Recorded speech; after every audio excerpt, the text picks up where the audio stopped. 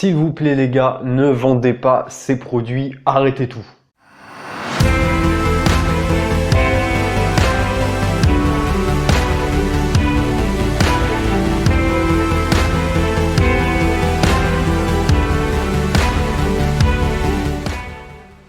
Yo yo yo les amis, bienvenue sur cette vidéo, j'espère que vous allez bien et que vos projets se portent à merveille. Aujourd'hui, je vais vous montrer les produits qu'il ne faut pas vendre en dropshipping, car clairement, il y a certains produits, c'est du bullshit, ou alors on va voir dans cette vidéo vraiment tous les produits qu'il ne faut pas vendre en dropshipping. Allez, let's go! Ok les gars, donc là, les produits en dropshipping qu'il ne faut pas vendre premièrement, les vêtements.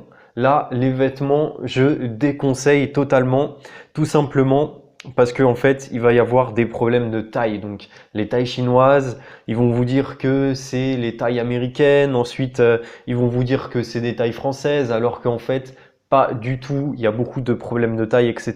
Ça va engendrer beaucoup de remboursements, donc une perte de rentabilité pour votre business. Et donc, une perte de temps parce que vous allez perdre du temps avec le service après-vente, etc. et vous allez perdre de l'argent. Donc, perte de temps et d'argent. Et ensuite, des fois, en général, la plupart du temps, ça ne matche pas avec les photos. Donc, le produit n'est pas pareil, n'est pas conforme aux photos. Et ça aussi, ça engendre des remboursements, des réclamations, etc., etc. Donc, skippez les vêtements les amis, ça sert à rien de les vendre, ça va vous faire perdre de l'argent pour rien, ok? Donc là, faut passer à des produits gagnants, massifs en dropshipping comme on sait faire, ok?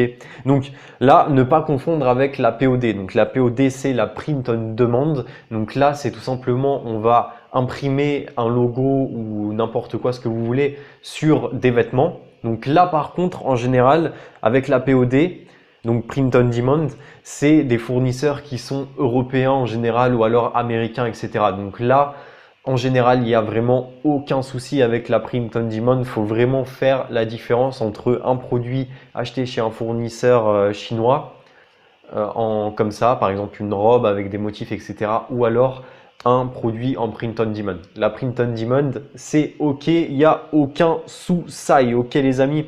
Donc ensuite, tac.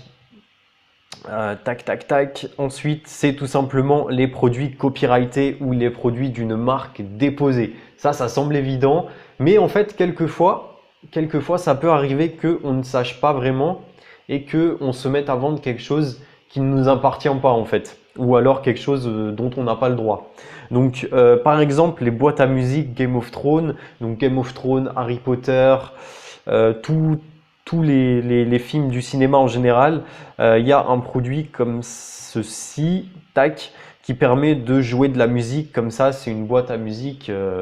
Voilà, il y a Game of Thrones, il y a Harry Potter, tac.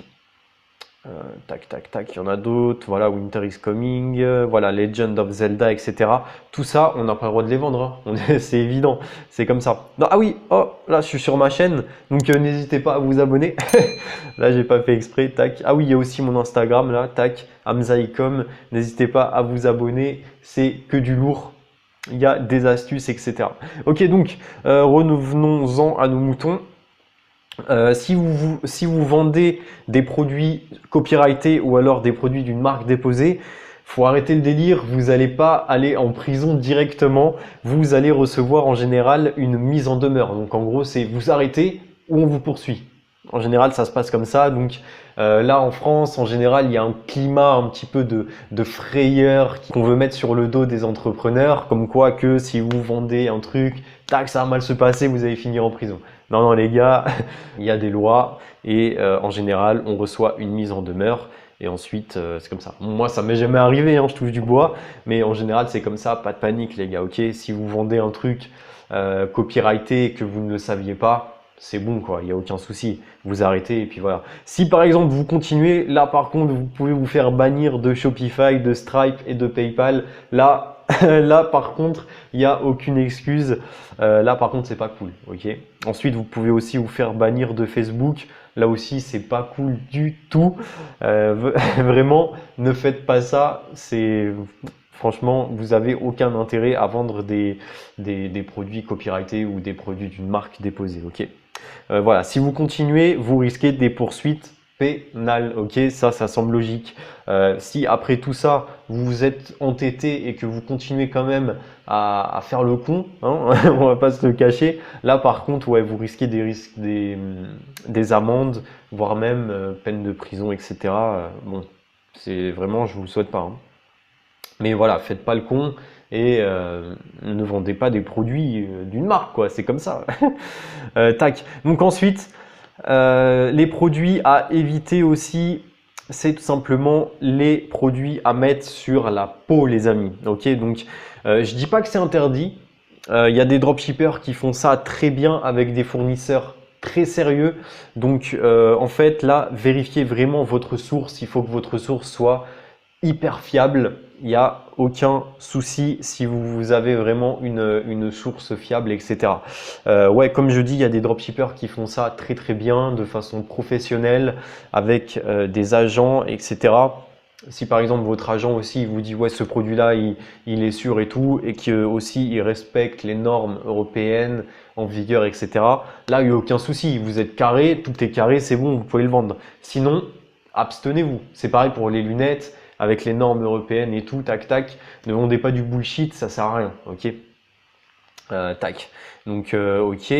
Ensuite, bah, tout simplement les produits de mauvaise qualité. Ça c'est d'une banalité. Donc les produits problème-solution, mais en toc, qui valent rien du tout, qui sont en plastique, tac, 2 jours plus tard, c'est cassé. Ça aussi, ne les vendez pas. Donc vraiment, testez-le vous-même le produit si vous pouvez. Donc voilà, tac, vous faites une commande sur AliExpress en mode express. En 10 jours, vous l'avez, 10-15 jours, tac, vous testez le produit. Et puis au moins, c'est carré, vous savez ce que vous vendez, quoi. Voilà, donc aussi vérifier que le fournisseur soit sérieux. Donc ça, j'en parle sur ma chaîne. Il n'y a aucun sous-sail. Vous pouvez tout simplement vérifier sur AliExpress. Vous lui parlez, etc. Vous entrez en communication et puis vous essayez d'évaluer. Tac, est-ce que c'est sérieux ou pas, quoi. Ok, donc ensuite, si vous avez un agent, pareil, hein, si l'agent il est sérieux, bah, il va vous dire ce produit-là il est de mauvaise qualité, le vend pas, etc. Tu vois. En général, c'est comme ça. Donc là, les agents, comment trouver un bon agent? Donc là aussi, si par exemple vous suivez une formation ou de très très haute qualité, où à la fin il vous propose un agent, là il n'y a aucun sous-sail. Mais si vous prenez un agent que vous avez trouvé sur 5euros.com, ah là ça risque un petit peu de piquer là. Ok les gars. Donc ensuite, les produits à faible marge. Donc tac, on va mettre ça en blanc. Donc comme d'habitude, hein, là je le recommande tout le temps sur ma chaîne. Il faut vraiment un produit avec une marge brute minimum de 15 euros. Là on ne veut pas en dessous, sinon ça va être hyper chaud à scaler. Les amis, sur Facebook Ads ou sur n'importe quelle autre plateforme de publicitaire, vous allez payer pour avoir de l'acquisition. Ok, donc vous allez payer un certain coût. Ce coût-là, il peut monter jusqu'à 10, 11, 12, voire même 15 euros. Donc, il vous faut une marge, d'accord? Donc, pour pallier à ce coût par achat, boum, il vous faut de la marge et il vous faut au minimum 15 euros, les amis, ok? Donc, par exemple, un produit que vous achetez 2 euros, 3 euros, 4 euros, 5 euros, et que vous vendez par exemple 30 euros. Là, vous faites une bonne marge. Et ensuite, vous pouvez encaisser les coûts d'acquisition Facebook ou les coûts d'acquisition d'une autre plateforme publicitaire. De toute façon, c'est de la logique. C'est comme ça, c'est du e-commerce. Peu importe la plateforme, la logique reste la même, les amis. Ok. Ensuite, sinon, si vous avez vraiment un produit que vous vendez genre 9, 10 euros comme ça, là par contre, il va falloir essayer de mettre en place des techniques du turfu pour augmenter votre panier moyen. Donc là, je ne vais pas les dévoiler simplement parce que c'est du contenu de très très haute valeur. Je les vois exclusivement en coaching. Ok les amis. Donc j'espère que cette vidéo vous a été profitable et que du coup vous allez éviter de vendre ces produits-là. Franchement, en dropshipping et en général, donc là sur cette chaîne, on partage les bonnes choses, etc. Mais il faut partager aussi ce qui va pas. Donc moi aussi, je me sens obligé de vous partager ça, c'est normal. Voilà, ce qui est bien, on va le dire, et ce qui est mauvais aussi dans le dropshipping, on va le dire, et on va pas se gêner. C'est comme ça qu'on fait avancer la chose. Ok les gars? Donc, en attendant, j'espère que cette vidéo vous a plu.